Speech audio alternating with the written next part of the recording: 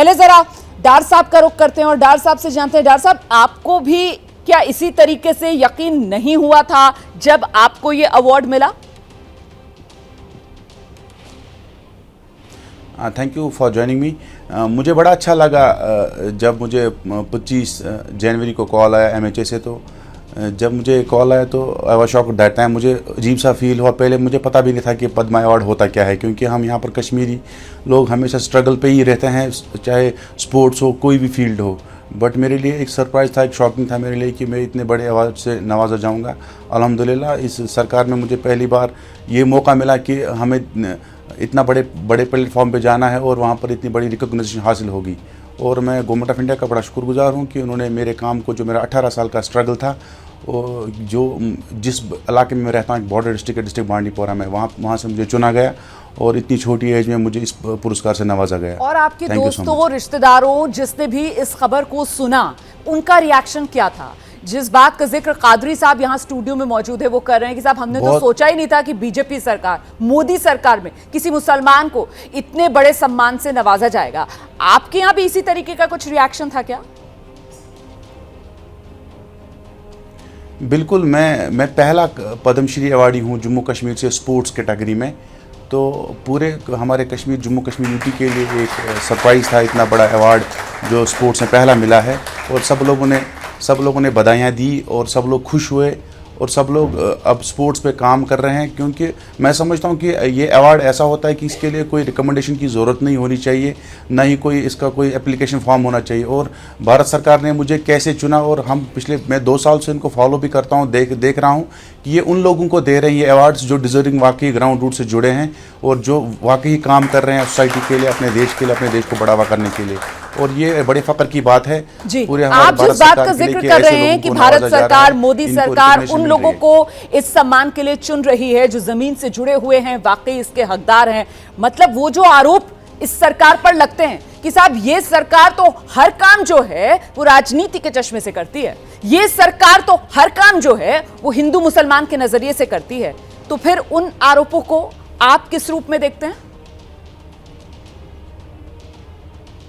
मैं तो एक स्पोर्ट्स एथलीट हूँ। मैं इन चीज़ों को नहीं समझ सकता कि ये इन चीज़ों ऐसे प्लेटफॉर्म पर नहीं लाना चाहिए। एक जो रिवोल्यूशन आ रखा है, अगर हम सरकार की तरफ देखेंगे, जिन लोगों को हक मिल रहा है, जो वाकई हक के हकदार होते हैं, उनको हक मिल रहा है, जो ग्राउंड से जुड़े हैं, उनको चुना गया है और उनको सामने लाके उनको मौका मिल रहा है, उनको एनकरेजमेंट मिली ताकि वो ज़िंदगी में कुछ और बेहतर कर सके, अपने देश के लिए कुछ कर सके। मुझे इस एज में मिलने के बाद मुझे ये लग रहा है कि मुझे और अच्छा करना चाहिए, क्योंकि भारत सरकार मेरे साथ जुड़ी है। मुझे एक आइकन बनाया गया है जम्मू कश्मीर से, ताकि मुझे यहाँ पर और अच्छा काम करने के लिए मौका मिले। तो मैं इस चीज़ को रिलीजियस टच नहीं देख रहा हूँ। इन चीज़ों को उन लोगों से भी रिक्वेस्ट करना चाहूँगा कि जब अगर सरकार हमारा अच्छा कर रही है, हमें इन चीज़ों को पॉजिटिवली लेना चाहिए और हमें आगे चलना चाहिए अपने सरकार के साथ और अच्छे काम में हाथ बढ़ाना चाहिए। बड़ी बात आप कर रहे हैं। मुझे लगता है कादरी साहब से भी इस पर एक रिएक्शन लेंगे। कादरी साहब, जिस बात का जिक्र डार साहब कर रहे थे कि ये हिंदू मुसलमान, इससे आगे बढ़कर ये देखना चाहिए कि किस तरीके से ये सरकार जो है वो सबका साथ, सबका विकास, सबके विश्वास के साथ आगे बढ़ रही है। ये संदेश, ये मैसेज जा रहा है। आपको अवार्ड मिला, डार साहब को ये अवार्ड मिला। जी, पॉलिटिक्स में मुझे मत घसीटिए, क्योंकि मेरे को पॉलिटिक्स से कोई मतलब नहीं है। मेरे को हाँ। ना कोई मैं पार्टी से ताल्लुक़ रखता हूँ। हाँ। इसलिए मेरे को माफ़ कर दीजिए। नहीं, राजनीतिक बयान नहीं, लेकिन कुल मिलाकर एक जो बात हिंदू और मुसलमान के बीच दीवार पैदा करने की होती है, या एक जो इस सरकार को लेकर हवा दिखाने की बात की जाती है, वो जो भ्रम है, माया जाल है, वो तो यहाँ पर टूटती हुई नजर आ रही है ना। इसमें तो कोई राजनीति है नहीं। ये फिर भी ये पॉलिटिक्स की बात है, मैं ये बात नहीं कर सकता। मैं इतना बच क्यों रहे हैं आप? आपको किसी तरीके के, मैं देख रही थी आपके कुछ इंटरव्यूज में देख रही थी, उसमें जिस तरीके से आप भूरी तारीफ मोदी सरकार की कर रहे थे, लेकिन अब मैं देख रही हूँ कि आप थोड़ा संभल कर बात रख रहे हैं। ऐसा क्यों? संभल के क्या बात करूँ? मैं अभी भी अपनी बात पे कायम हूँ। मेरे दिल की जो बात थी मेरी ज़बान पे आ गई, उस बात पे कायम हूँ। आप इस सियासत के ताल्लुक से बात करें तो मैं बात नहीं कर सकता, क्योंकि मुझे बीजर आइकन बनाया गया है और मेरे को बोले कि वो तुम पॉलिटिक्स में नहीं जाना। और दिल की बात क्या है, जरा वो जल्दी से एक बार दोहरा दीजिए। दिल की बात आइकन बनाने से पहले की बात है, जो आप अभी तक जो वायरल हो रहा है वीडियो, कि आप शुक्रगुजार हैं, आपको यकीन नहीं था कि मोदी सरकार में एक मुसलमान को यह सम्मान मिल सकता है, यही दिल की बात है? शुक्रगुजार हूँ और उनका एहसान अदा करने के लिए अब के मैं बीजेपी को ही वोट दूंगा। मैं ये तय कर लिया है आपने? आप बीजेपी को वोट देंगे? बीजेपी को अब की बार, हमेशा की बात नहीं, अब की बार। पहले कभी दिया है? मैं शुरू से कांग्रेस वोटर हूँ, लेकिन इस बार आप बीजेपी को वोट देंगे? उनका एहसान अदा करना है। लेकिन एक सवाल है मेरे मन में। अच्छा, बस आ रही हूँ। आप काउंटर आप लोग सब की जगह देखिए, उस तरफ सबके हाथ खड़े हो गए। एक छोटे से सवाल का जवाब दीजिए।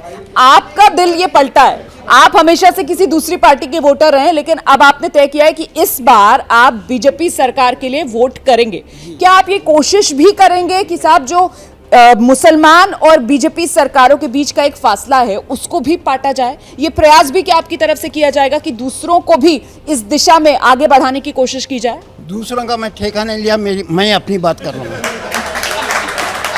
चलिए, यहाँ पर बड़ी बेबाकी से अपनी बात रख रहे हैं यहाँ पर कादरी साहब। हम इस चर्चा को आगे बढ़ाएंगे, जरा जल्दी से आपको लेकर चलते हैं। जफर सरेशवाला साहब हमारे साथ इस वक्त मौजूद हैं, खास मेहमान। जफर सरेशवाला साहब, यहाँ पर स्टूडियो में मेरे साथ कादरी साहब मौजूद हैं, हमारे साथ डार साहब जुड़े हुए हैं, दोनों को पद्मश्री सम्मान से नवाजा गया है और चर्चा इस बात को लेकर कर रहे हैं कि साहब वो जो मोदी का एक हवा मुसलमानों को दिखाया जाता था, क्या अब आपको ऐसा लगता है कि उसकी हवा, उस हवा की हवा निकलती हुई नजर आ रही है?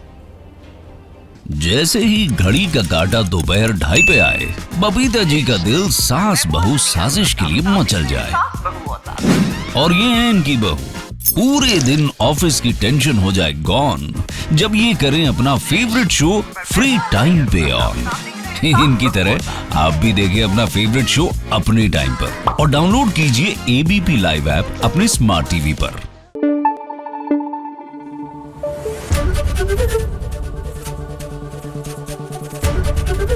एबीपी न्यूज आपको रखे आगे।